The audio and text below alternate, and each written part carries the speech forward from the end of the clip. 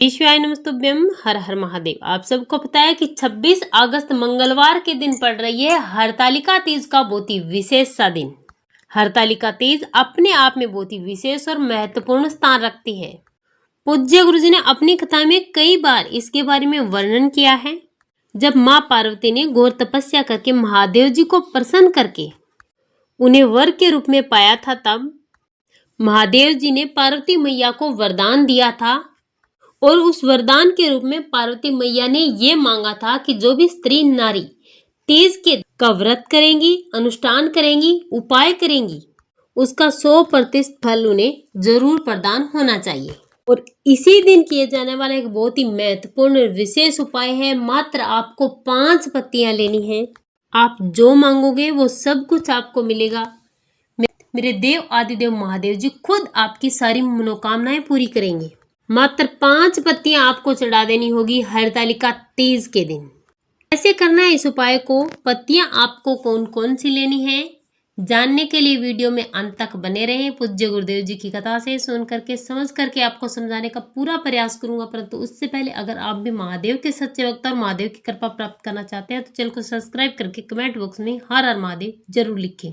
आज की इस पूरी वीडियो में हम बात करने वाले हैं हरतालिका तीज के दिन किए जाने वाले 3 महत्वपूर्ण उपायों के बारे में, जो आपकी अलग अलग मनोकामनाओं की पूर्ति के लिए सिद्ध होंगे। मनोकामना आपकी किसी भी चीज को लेकर हो सकती है, कितनी भी बड़ी मनोकामना हो सकती है, आप इस उपाय को जरूर करें। तो चलिए सबसे पहले बात करते हैं पूज्य गुरु जी द्वारा बताए गए सबसे पहले उपाय की, जिसमें आपको 5 पत्तियां चढ़ानी है। सबसे पहले आपको बता दें कि इस उपाय को कोई भी कर सकता है। सुहागिन महिलाएं कर सकती हैं, कुंवारी कन्या भी कर सकती है। कुंवारी कन्या इस उपाय को मनचाहे वर की प्राप्ति के लिए कर सकते हैं। अपने सौभाग्य की प्राप्ति के लिए कुंवारी कन्याएं इस उपाय को कर सकती हैं। और जो विवाहित महिलाएं हैं वो अपने पति की लंबी उम्र के लिए कर सकते हैं, अखंड सौभाग्य की प्राप्ति के लिए कर सकते हैं। अगर आपका घर नहीं है, खुद का घर चाहते हैं, अगर आपका व्यापार है, कारोबार है, चल नहीं रहा है, आपके घर में धन नहीं आ रहा है, कर्ज बढ़ता जाए, तो अपनी कैसी भी मनोकामना की पूर्ति के लिए आपको ये उपाय करना है। तो इस उपाय के लिए आपको सबसे पहले 5 पत्तियां लेनी है। लेकिन पत्तियां आपको कौन सी लेनी है, इसी बात का आपको विशेष ध्यान रखना है।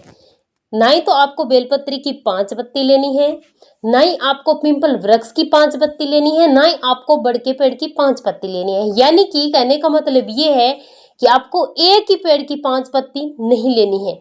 जो पत्ती आप लेने वाले हैं वो आपको अलग अलग लेनी है। एक पेड़ की एक ही पत्ती आपको लेनी है। इसी प्रकार से 5 पेड़ों की 5 पत्तियां आपको लेनी है। लेकिन ध्यान रखना, भूल कर भी आपको तुलसी माता के पौधे की पत्ती नहीं लेनी है, क्योंकि महादेव को तुलसी माता का पत्ता नहीं चढ़ाया जाता।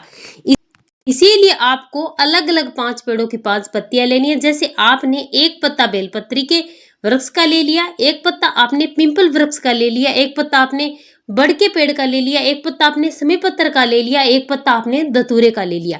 इस प्रकार से आपको वही पत्ते चुनने हैं जो भगवान शिव को अति प्रिय और चढ़ाए जाते हैं। उन पत्तों को आपको लेना है।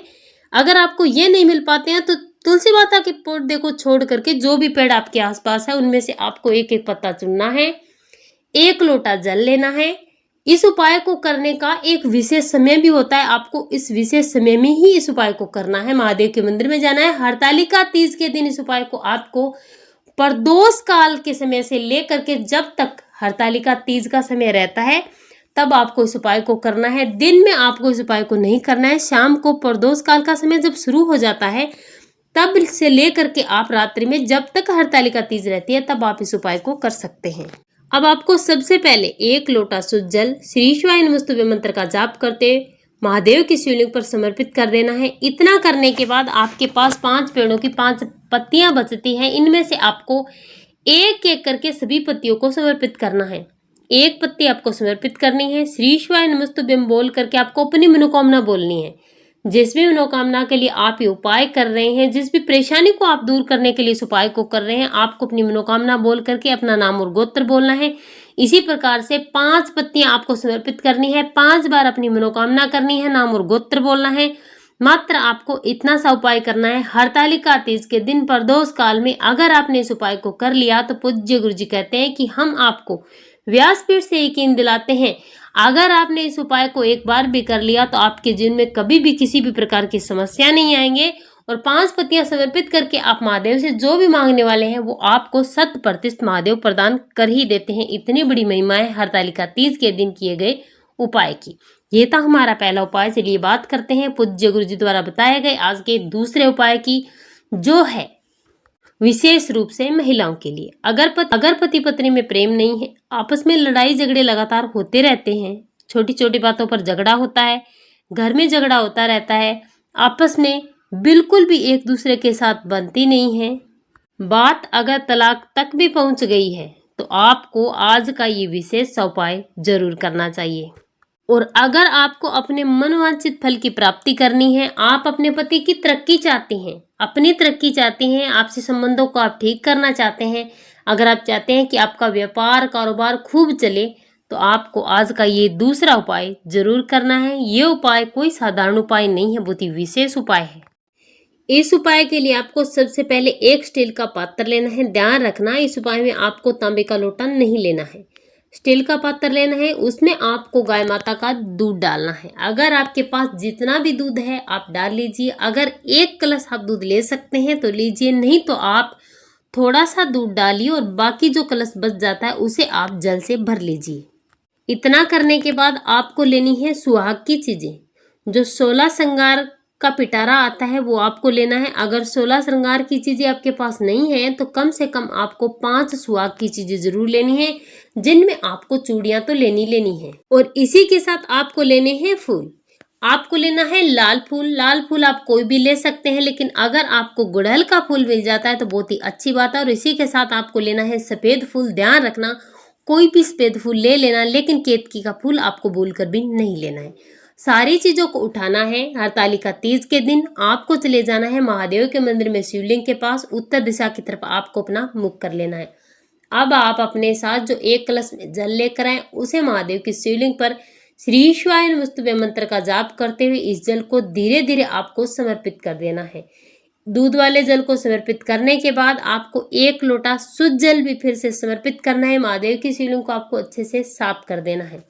साफ करने के बाद आपके पास जो लाल रंग के फूल हैं, उन लाल रंग के फूलों से आपको शिवलिंग पर जहां पर माता रानी का हस्तकमल है, वहां पर माता रानी के हस्तकमल का आपको करना है श्रृंगार। लाल रंग के जितने फूल है वो माता रानी के हस्तकमल पर आपको चारों तरफ समर्पित करने के बाद आपके पास है सफेद फूल। उन सफेद फूलों को आपको महादेव की शिवलिंग पर समर्पित कर देना है। अगर आप मात्र लाल और सफेद रंग के फूलों से महादेव की शिवलिंग का श्रृंगार कर देते हैं, जिसमें नीचे की तरफ होने चाहिए लाल रंग और ऊपर होने चाहिए सफेद रंग के फूल, तो पूज्य गुरु जी कहते हैं कि महादेव ने खुद बताया कि मैं उसके जीवन में सुख और समृद्धि का, धन का श्रृंगार कर देता हूँ। इसीलिए कुछ करो या ना करो, लेकिन आपको ये फूलों वाला श्रृंगार जरूर करना है। महादेव को फूल आपको समर्पित जरूर करना है। इन फूलों को समर्पित करने के बाद आपके पास सुहाग की 16 श्रृंगार की चीजें बचती हैं, उन्हें आपको शिवलिंग से टच करवाना है। लेकिन ध्यान रखना, शिवलिंग से टच कहाँ करवाना है? जहां पर माता रानी का हस्तकमल है वहां पर आपको टच करवाना है। अपनी मनोकामना बोलनी है। अगर आप आपसी प्रेम चाहते हैं, पति पत्नी में झगड़ा हो रहा है, तो अपने आपसी प्रेम की प्रार्थना करते हुए अपना नाम और गोत्र बोल करके आपको अपनी मनोकामना करनी है। जैसी भी मनोकामना, उस मनोकामना को करके नाम और गोत्र बोल करके ये सुहाग की श्रृंगार की जो सामग्री है, जो चीजें हैं, वो आपको किसी भी सुहागिन महिलाओं को दान में दे देना है। अगर आप चाहें तो मंदिर में पंडित होते हैं उनको भी दे सकते हैं, आप पुजारिन को भी दे सकते हैं। इन चीजों का दान आपको हरतालिका तीज के दिन जरूर करना है, जिसमें हरी चूड़ियां का होना अति आवश्यक है। पूज्य गुरु जी ने बताया कि हरतालिका तीज के दिन जो भी माताएं बहनें माता रानी के हस्तकमल से केवल 5 चूड़ियां हरी टच करवाकर अगर किसी को भी दान में दे देती है, तो महादेव उसे अखंड सौभाग्य का वरदान प्रदान करते हैं और उस माता बहन की सभी मनोकामनाएं पूरी हो जाती हैं। इसीलिए आप इस उपाय को जरूर करें। श्री शिवाय नमस्तुभ्यं। हर हर महादेव।